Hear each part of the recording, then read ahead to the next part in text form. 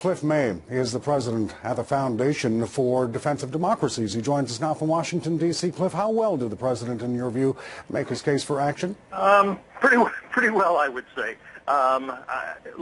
Overall, I think he's making some very good points, and the first of those points is that we are meant to have some international laws, and those international laws have to apply in cases like this, where a regime has used chemical weapons banned for more than 90 years against innocent civilians. That's an act of state terrorism, an act of barbarism, a war crime. That requires more than a strongly worded letter. And I think the British Parliament brought shame upon itself by saying we're not even in principle going to vote in favor of doing anything about this, which in a sense says, you know what, from now on, chemical weapons killing innocent civilians in your own citizens, it's really not prohibited.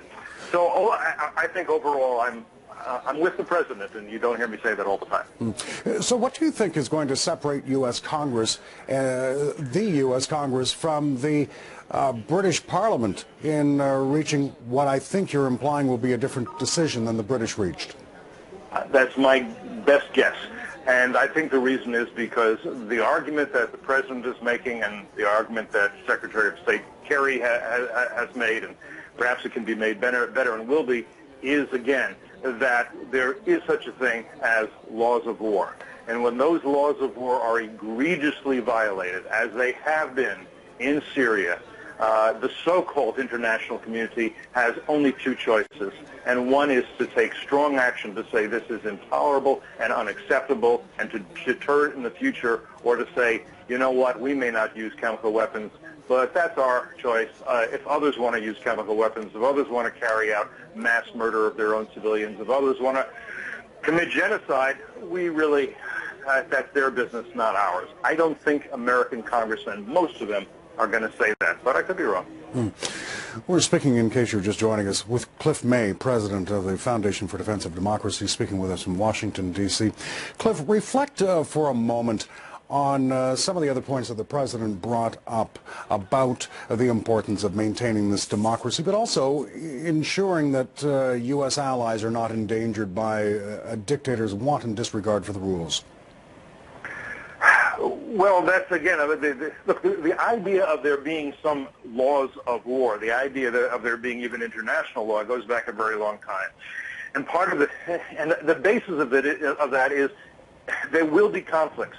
The question is, can conflicts be done within reasonably decent bounds? Can they be more civilized rather than more barbarian over time? And so you have, for example, the banning of chemical weapons. Again, that doesn't mean people don't get killed. You have the banning of utilizing civilians as targets on purpose and using civilians as human shields.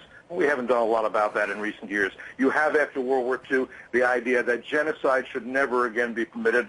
Of course, there's the examples of Cambodia and Rwanda and Darfur, where the so-called international community certainly did not distinguish itself.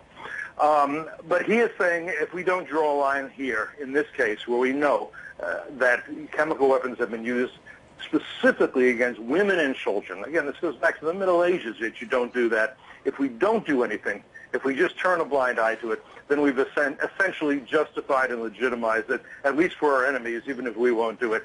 That really should not be. And if we're decent people and civilized people, we really can't do that. And so let's talk about the people.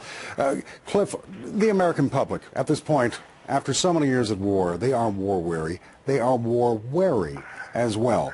Do you think that they're going to accept the president's arguments for getting involved and for military intervention in Syria?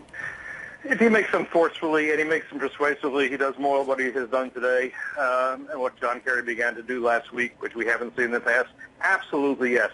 Look, I understand war weariness, and I must say I'm tired of everybody talking about how tired we are. Al-Qaeda's not tired, Iran's not tired, Assad's not tired, but we're exhausted.